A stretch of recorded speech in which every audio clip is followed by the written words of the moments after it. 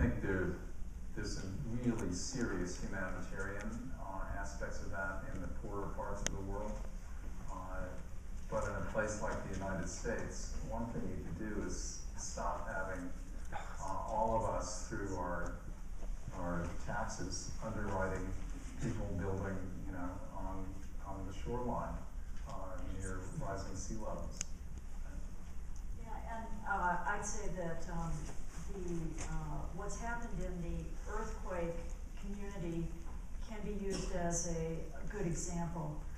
And that is that the scientists have worked with engineers, who have worked with architects, who have worked with city planners to make sure that they understand where the seismic hazards are. That's been translated into understanding of strong ground motion, which has been translated into engineering standards for design for buildings, and that has gotten into the building standards for communities. And over the decades then, communities have become earthquake hardened.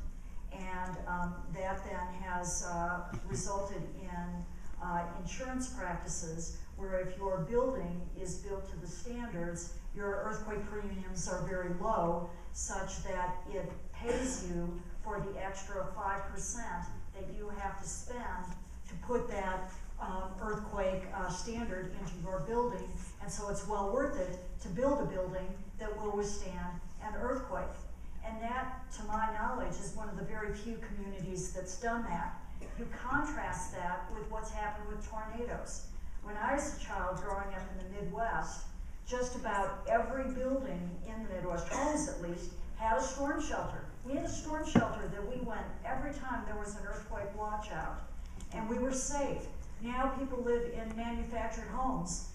And you know, there used to be a joke that tornadoes found mobile home communities. Well, they didn't, but mobile home communities were disproportionately harmed by tornadoes.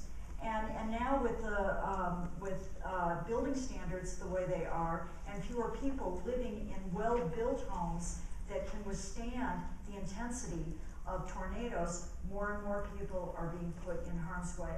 We have to reverse this trend and put in standards for areas of the country that are subject to tornadoes the same way we have with earthquakes. Yeah. Interesting prospect these be sea level rises.